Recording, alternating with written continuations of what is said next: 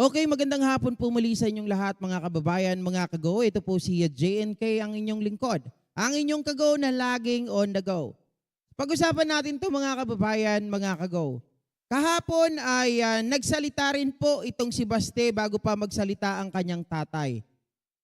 May nang mga nagtatanong sa akin, hindi kaya mga kababayan ay hindi nag-uusap ang mga Duterte na itong si Mayor Baste ay bumabanat pa rin dito kay PBBM at kay Speaker Martin Romualdez. Pero itong si Duterte, nung dumating ay halos parang maamong tupa ang datingan. Ngayon pag-usapan natin yung mga banat ni Baste tungkol kay Pangulong Bongbong Marcos Jr. at sa 20 pesos na bigas mga kababayan na sinasabi nito na ito daw ay pangako. Pangako nga ba talaga? O alam naman natin na ito ay isang pangarap. Pero pakinggan muna natin at gagamit po tayo ng isang video ng ating kasamahang vlogger sapagkat siya ay may translation ng pagkakabanggit tungkol sa 20 pesos na bigas.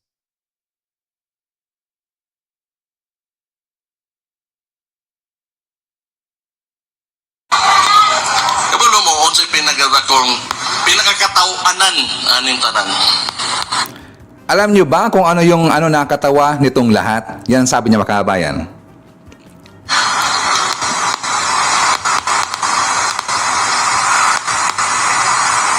Ibakak ni mo ng tag-20 nga bukas. Isinungaling mo yang 20 pesos per kilo na bigas. Parang bakakon, di ba? Sinungaling. Yan ang sabi niya, makabayan.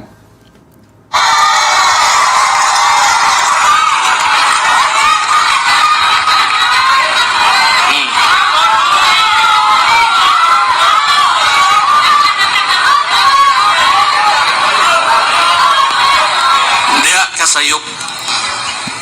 Diha kasayop. Diyan ka nagkamali, diyan ka nagkamali. Grabe banat niya kay PBBM mga kababayan. Nangako daw ng 20 pesos ng bigas. Sabi niya pang ganon, sinungaling ka, sinungaling ka, sinungaling ka. Scam, tawag ana, in short, Scam, sinungaling ka, scam ang tawag dyan.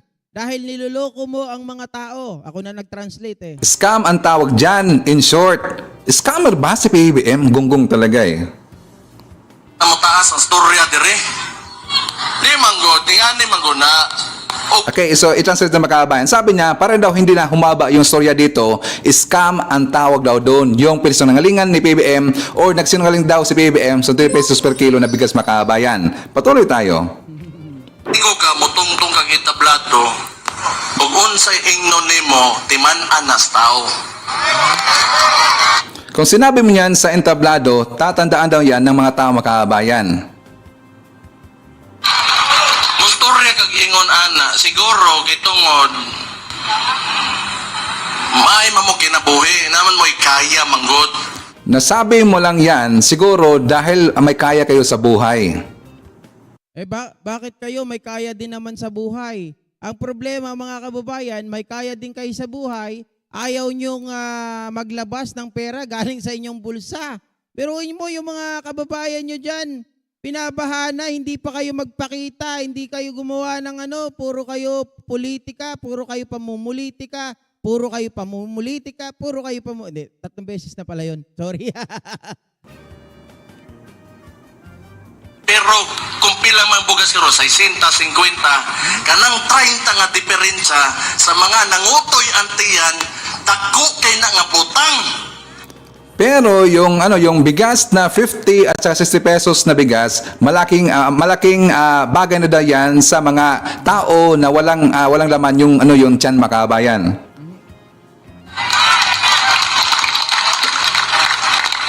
Ilaliman ka nga moingon kay tag 20 lang, kay nagtuo ka nga kung dili okay ra, pero ang mga gutom, kanang mga taga-bukid, ang mga kapos, dako kay na nabutang sa ilahat, si man ina.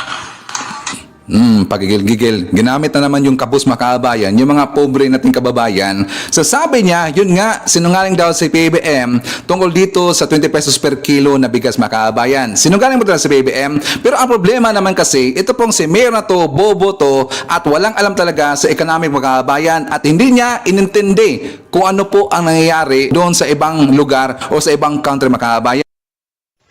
Yun naman pala eh. Bobo pala itong si Baste. Hindi niya iniintindi at hindi inuunawa ang economic, mga kababayan. Kumbaga ito ay nagsasalita ka ng isang bagay, hindi mo alam kung saan, kung ano ang pagpuproseso basta-basta. Hindi mo alam kung ano yung mga kailangan nating isaalang-alang na marami po ang mga tinatawag po nating mga bagay na nakakaapekto po dito sa pagpapababa ng presyo ng bigas.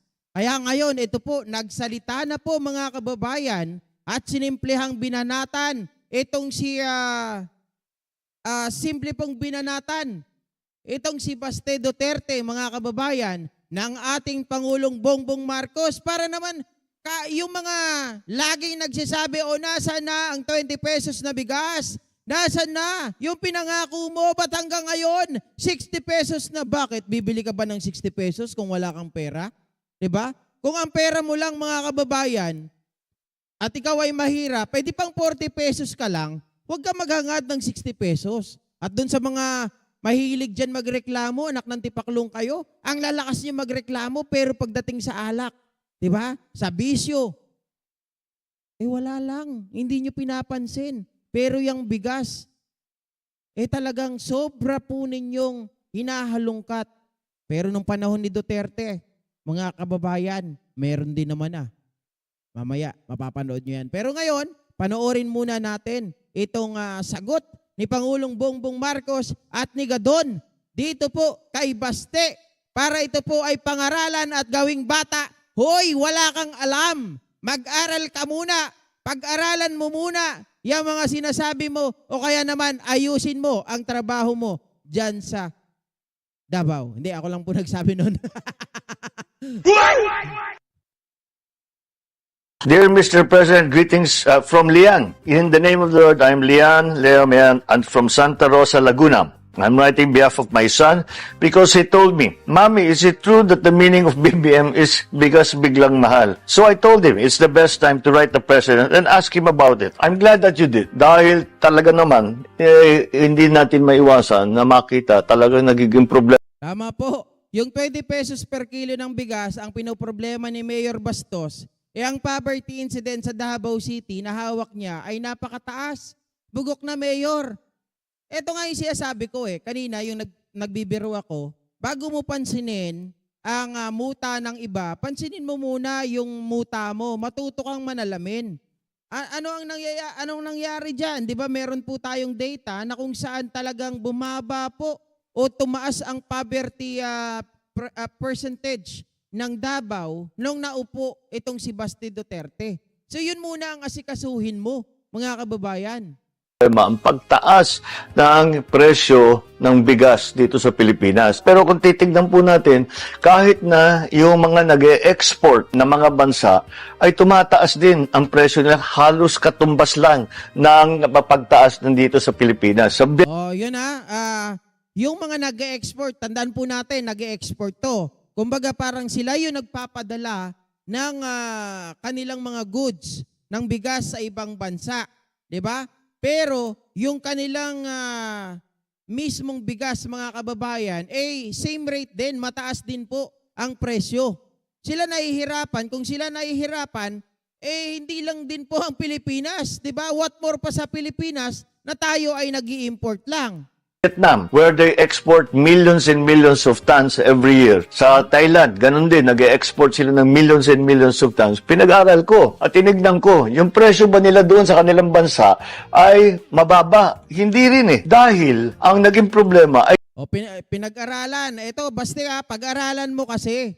Si Pangulong Bongbong Marcos, kita mo tahimik lang mga kababayan. Pinag-aralan niya daw po ang presyo ng bigas ng mga exporter, ng mga importer at lahat ng mga bansa na may problema pagdating sa presyo ng bigas. Ito daw ba ay mababa? Hindi. Lahat daw po ay mataas din, mga kababayan. So, learn from it. Baste, wag yung dakdak ng dakdak, wala ka namang alam. Yung Davao, hindi mo naman maayos. Pababain mo muna ang poverty rate diyan sa Davao. Hindi dito sa Pilipinas. Ang nangyayari dito, nagkakaroon tayo ng pataasan ng presyo ng langis. Pag tumaas ang langis, tumataas ang urea. Lahat na sa patubig, lahat yan ay kailangan ayusin. Kaya lahat po ito na mga external shocks ay tinatamaan talaga tayo. Ginagawa natin lahat upang naman ang produksyon natin ay maging sapat na hindi na tayo nag-i-import, mababawasan ang mga inputs kung tawagin para sa ating mga farmer at sana naman may stabilize man lang natin yung presyo ng bigas. Oh, di ba? Sapul na sapul ka. Mga kababayan, sapul na sapul itong si Baste Duterte. Ayan ha, sinagot na ni Pangulong Bongbong Marcos kung ano ang mga problema. So sabi ko nga, there are a lot of things that might going to affect the price of a rice, especially those countries na nag-i-import lang ng bigas, mga kababayan. Dahil dito sa atin, sa totoo lang, may mga problema pa talaga. Unlike before, na tayo po ang nag-i-export ng mga bigas. Kaya lang, naging problema yan nung mga nagdaang presidente na kumbaga parang ito ang kanilang asikasuhin, hindi po nangyari dahil inuna po ang pagpapayaman sa kanilang mga sarili. Di ba? Ngayon naman, pakinggan po natin ang mensahe ni Attorney Larry Gadon.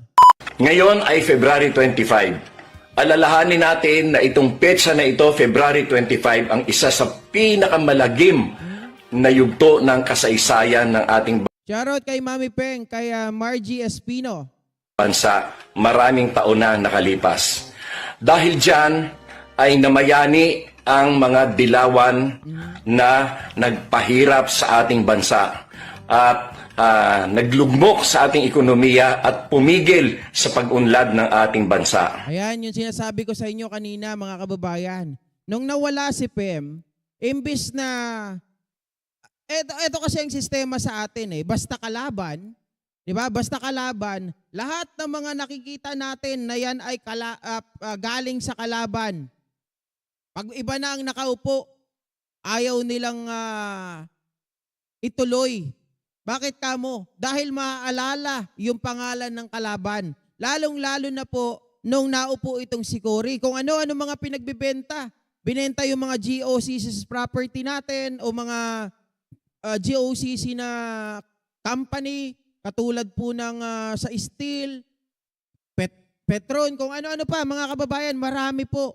'Di ba? Dito po sa natin, sa pag-i-export ng rice, na kung tutuusin, tayo ang nag-i-export dati, pero ngayon tayo na ang nag-i-import. Ano nangyari? Dahil po yan sa kagagawan ng mga yelo. Diba? Kaya lang, it is what it is.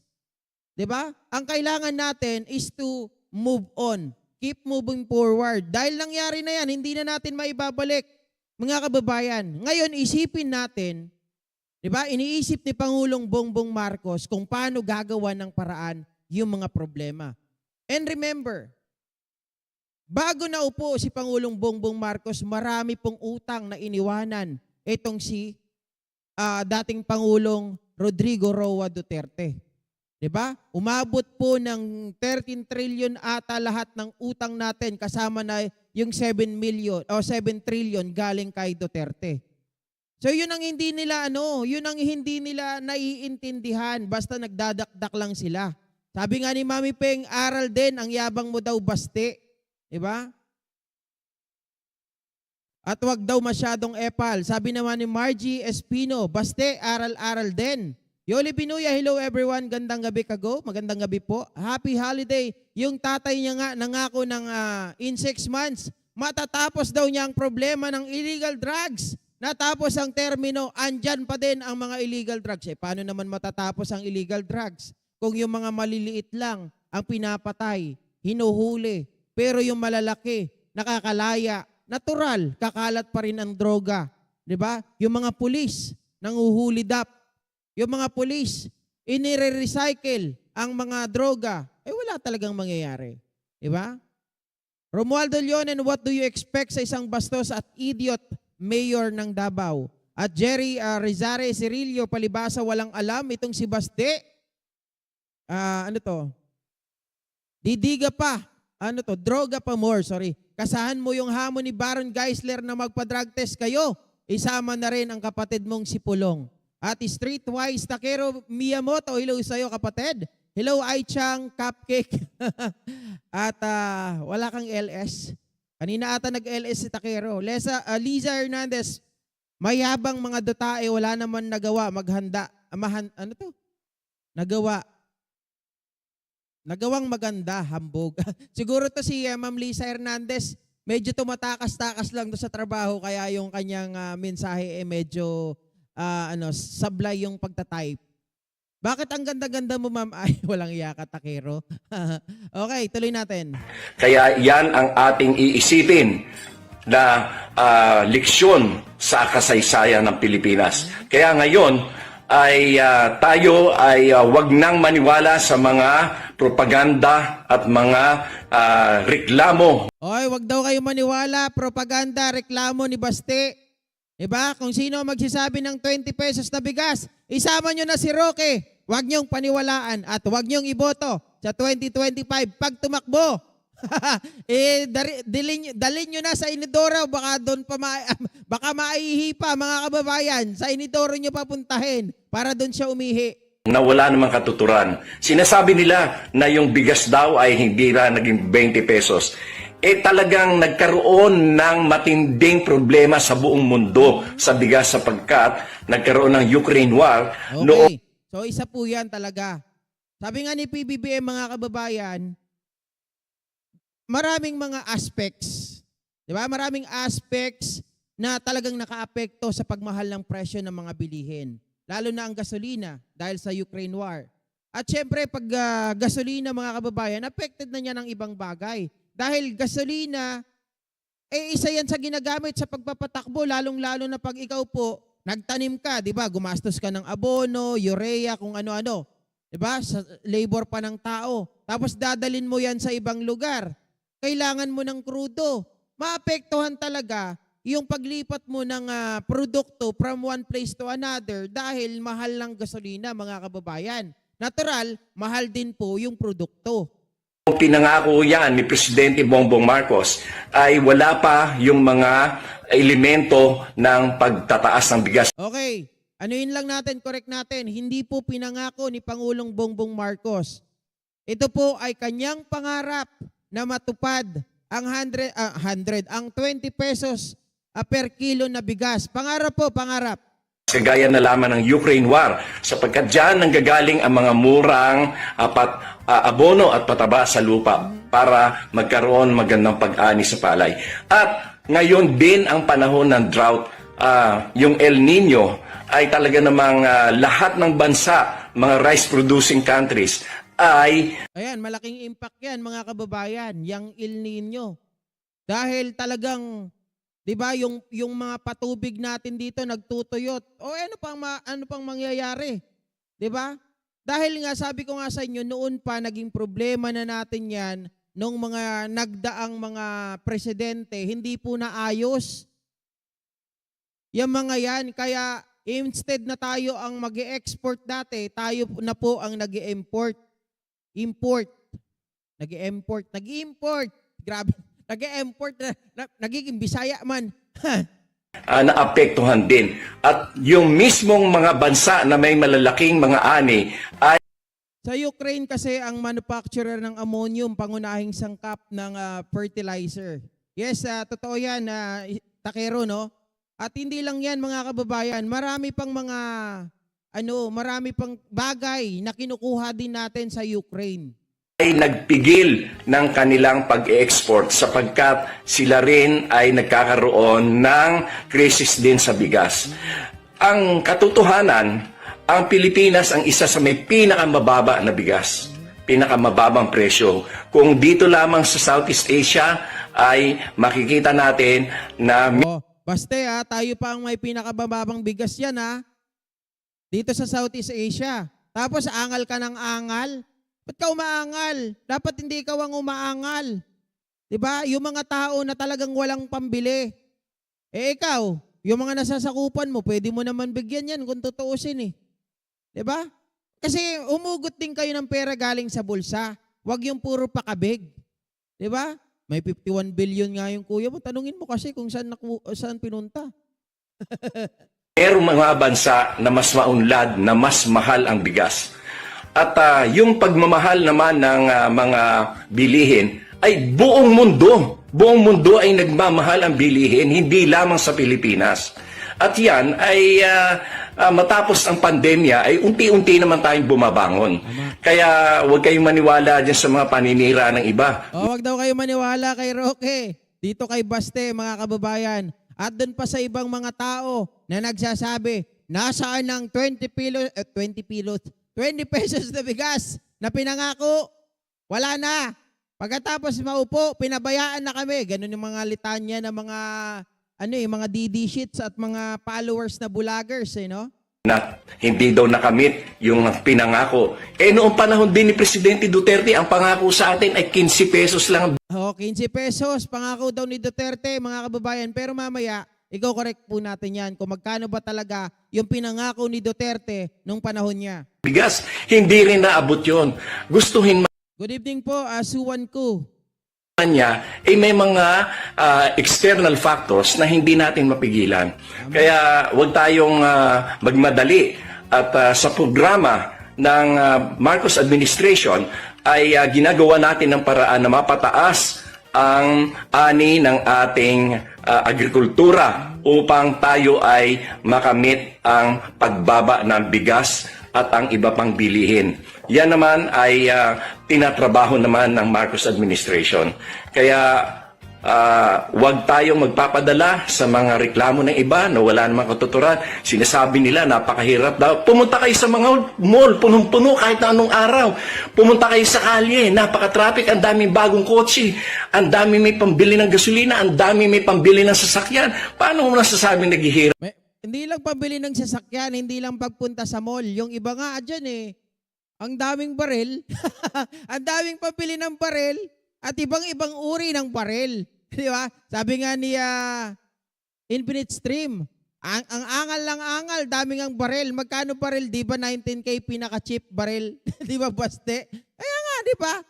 Yung iba, may marami pambili sa sasakyan, may pambili ng pampunta ng mall, mga kababayan. Pero, yung pinakamatindi dyan, yung nakakabili sila ng baril, pero hindi sila umaangal pagdating sa, pero angal sila ng angal pala. Ako, nalilito na ako. Angal sila ng angal pagdating sa presyo ng kilo ng bigas. Mga Pilipinas, pumunta ka sa mga mall, nakikita mo, hindi lamang mayayaman yung sinasabi nila na nagkakaroon ng panggastos, kundi kahit na sino na nagkakaroon ng pagkakataon na mamili at gamitin ang kanilang pera. Meron mang naghihirap, yun naman ay tinutulungan din naman ng ating pamahalaan sa pamamagitan ng DSWD, yung tupad, yung food stamp at yung mga ayuda. Sila ay talagang kailangan bigyan sapagkat sila yung walang pagkakataon na magkaroon ng sapat na hanap buhay dahil na rin sa kakulangan ng edukasyon at ng kakayahan at skills. At yan naman ay ginagawa natin ng paraan. Basta tuloy-tuloy lang tayo at ating asahan na ang gobyerno under President Bongbong Marcos ay gumagawa ng lahat ng paraan upang mapabuti ang kalagayan ng lahat ng Pilipino. Sa pool, basag na basag si Baste, mga kababayan. Ang lakas kasing umangal, pero presyo ng barel. 'Di ba? Hindi pinapansin. Ang lakas umangal, pero sabi ni Infinite Stream, escort girls nga dito sa Cebu, kinukuha ka. Basta 'di ba? 10K ang bayad mo sa isa, tig-tatlo ka pa chikas. Grabe, babaero ba? Ay, di ko alam yan mga kababayan Totoo ba yan? Infinite Streams TV, kinukuha si Baste. 10,000 kada isang chikas. Maliit yan. Diba? Yung nakatira daw sa Malacanang dati. Diba? Yung dinadala ni Nino, 120,000 pesos. Grabe, malaginto ang kanyang mani. malaginto ang kanyang tilapia. 120,000 pesos. Sabi naman ni Sir Wilfredo Lazar, ginawang issue ang kilo ng bigas na araw-araw naman kumakain tayo ng kanin. Kung meron hindi makabili, dapat bigyan nila at may 51 billion man sila, di ba?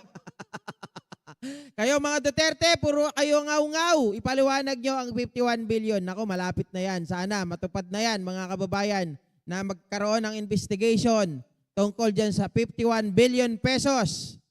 At sabi pa ni Infinite Stream, sagot daw, baste. Sagot na, baste. Margie Espino, meron nga nagre-regalo ng gasolinahan. O, kita nyo? Diba? Hindi nga nyo pinapansin eh. Ay, sino ba yun? Sino ba yung nagregalo ng gasolinahan? Kilala ko ba yan?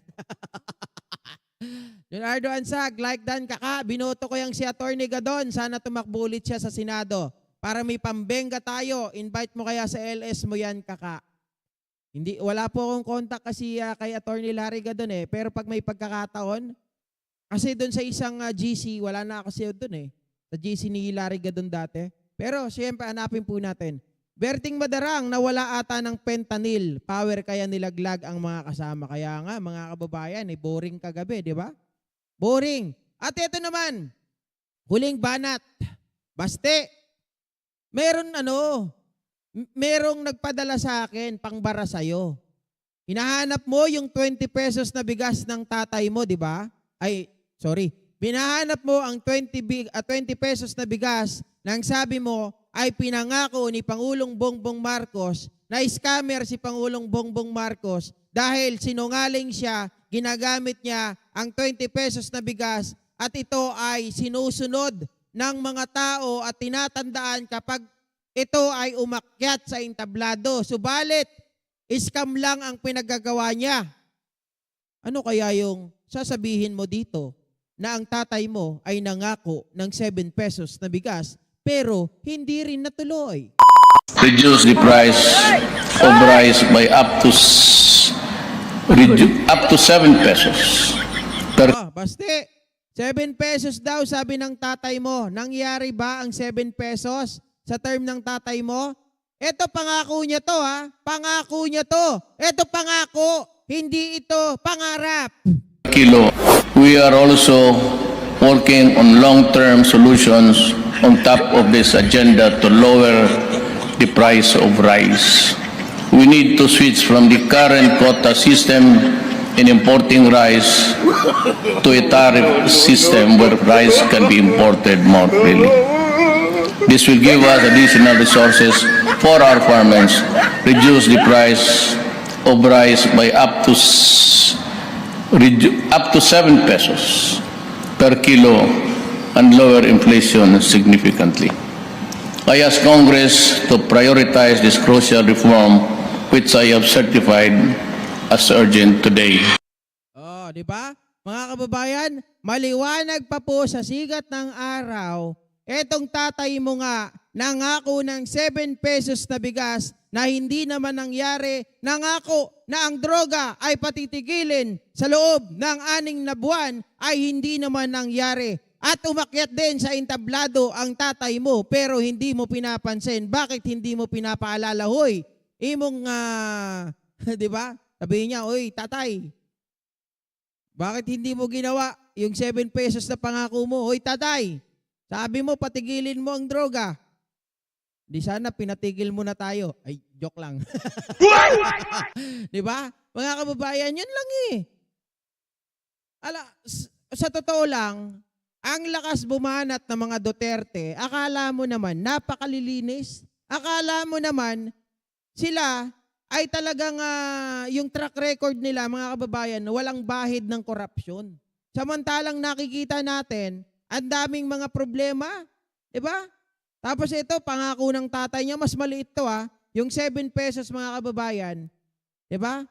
Mas maliit to kumpara sa 20 pesos.